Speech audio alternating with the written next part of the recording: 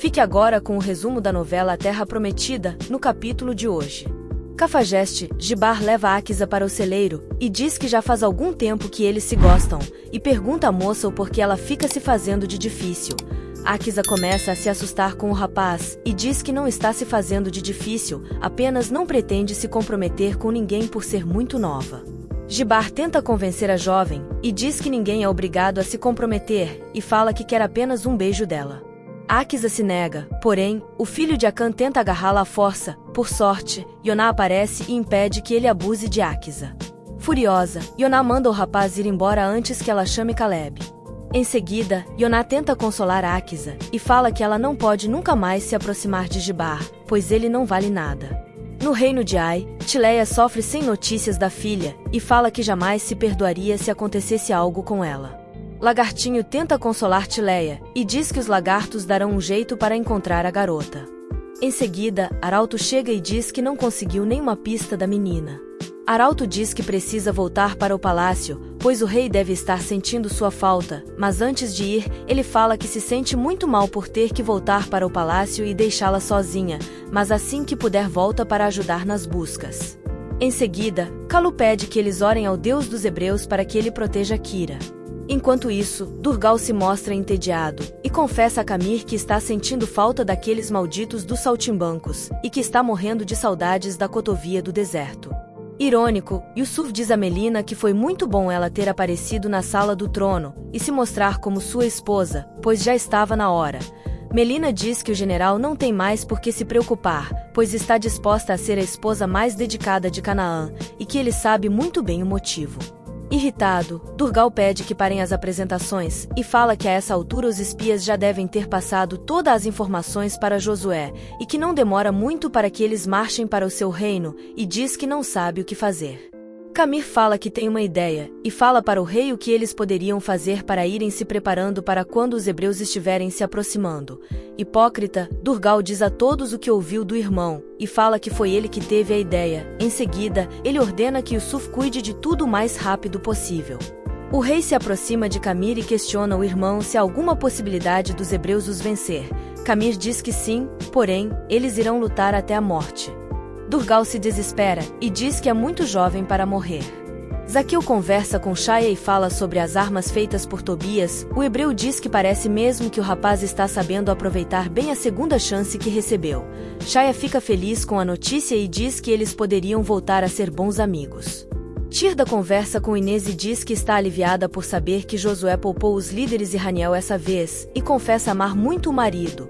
Nessa hora, Raniel aparece de surpresa e diz que é bom ouvir isso de sua esposa.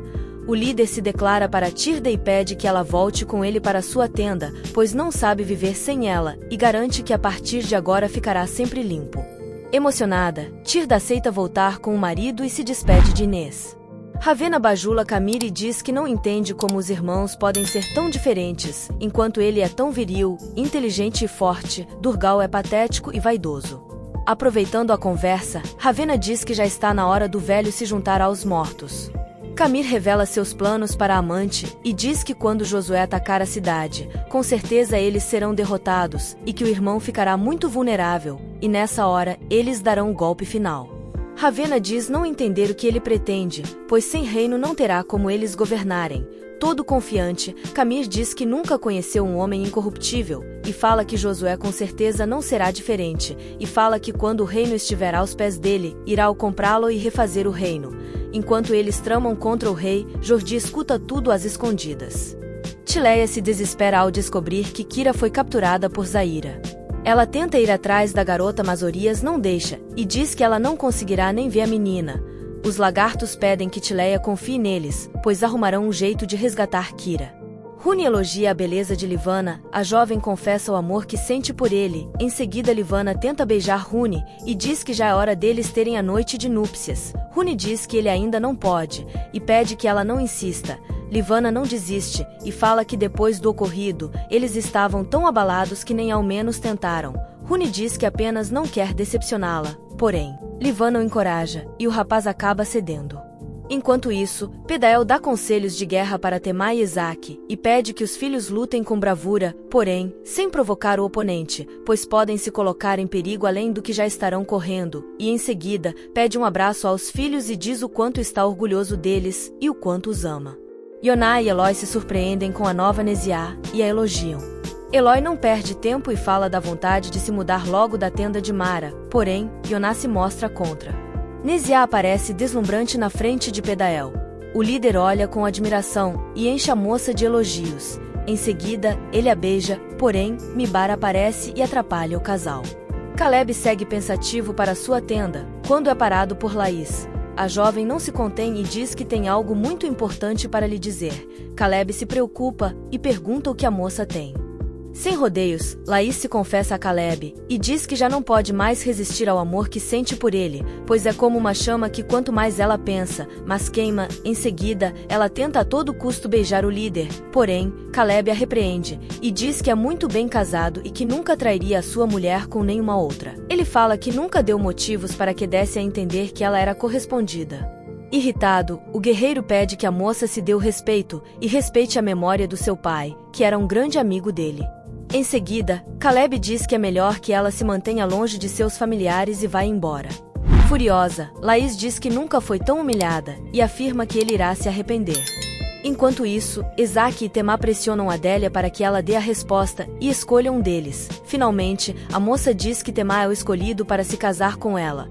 Esaque fica triste, mas confessa que entende a decisão da moça e que deseja o melhor para eles. Temá fala com o irmão e diz que ele também encontrará uma mulher que o ame. Em seguida, Temá e Adélia se beijam, mas são interrompidos por Mibar. Porém, Temá não perde tempo e pede a mão da moça em casamento, e deixa avisado que assim que voltarem da guerra contra Ai, ele pretende se casar. Otniel tenta conseguir a autorização de Darda para ir à luta, porém, ela diz que o rapaz ainda não está preparado para deixar sua tenda. Kenaz aparece e diz que está orgulhoso de sua atitude, pois só prova que ele está se tornando um bom guerreiro. Em seguida, Kenaz tenta convencê-lo de que ele não está completamente curado para ir à batalha, e fala que o filho ainda terá tempo, que tem certeza de que ele se tornará um guerreiro tão bom quanto os que costumavam menosprezar ele. Otniel diz que o pai só está falando isso para ele desistir, mas que mesmo assim, gostaria de fazer um pedido a ele, e pede que o pai lhe prometa que voltará para ele em segurança. Enquanto isso, Raabe fala palavras de apoio a Salmão e o encoraja com a guerra contra Ai. Todo apaixonado, Salmão diz a Raabe que assim que ele voltar da guerra, pretende assumir para todos o amor que sente por ela. Sem palavras, Raabe pergunta se o guerreiro está lhe pedindo em casamento. Feliz da vida, Salmão diz que sim, e que pretende passar o resto de sua vida com ela, mas para isso, ela precisa lhe dar uma resposta. Aos pulos, Raabe diz aceitar o pedido do rapaz, e fala que é o seu maior sonho. Finéias se abre com Eleazar e diz que gostaria de fazer algo diferente dessa vez, e fala que ele sabe usar uma espada melhor até mesmo que muitos guerreiros de Israel. Surpreso, Eleazar pede que o filho meça suas palavras, pois ele sabe que os levitas não podem lutar nas guerras, e que suas lutas são espirituais, para conduzir o povo a Deus. Finéias diz compreender sua posição, porém, às vezes acha que está desperdiçando suas habilidades, e pergunta por que além de levita ele também não pode ser soldado. Eleazar diz ao filho que a herança deles é Deus, e que é para servi-los e fazer a vontade dele. Em conversa, Salmão e Raabe começam a fazer planos para depois da guerra. Raabe se mostra preocupada com a reação das pessoas quando souberem do compromisso deles. Salmão diz que eles terão que aprender a se defender, e Raabe diz que ao lado dele, ela está pronta para enfrentar o que for, pois Deus está com eles. Em seguida, Raabe se despede dele, e o deseja sorte na batalha. Enquanto isso, Josué reúne a família de Aruna para informar que depois da vitória de Israel sobre Ai, ele pretende marcar a data do casamento. Samara é pega de surpresa, mas disfarça, enquanto que Quemuel parabeniza o casal. Samara vai para o quarto furiosa, Leia tenta acalmar a filha e diz que nem tudo está perdido, pois elas ainda têm Abel para cumprir o planejado. Samara revela à mãe que o líder não irá para a guerra. Leia se desespera e pergunta então como fará para que o líder veja o soldado. Samara diz que o importante é que os outros o vejam, para que Josué termine com a lambisgoia, e afirma que Aruna merece envelhecer sem ter ninguém ao seu lado. Enquanto isso, Aruna começa a dançar de felicidade por seu casamento com o líder estar se aproximando. E esse foi o resumo de hoje. Se você gostou do resumo, deixe seu gostei nos comentários, ou dê sua opinião sobre o que está achando da novela, e até o próximo vídeo.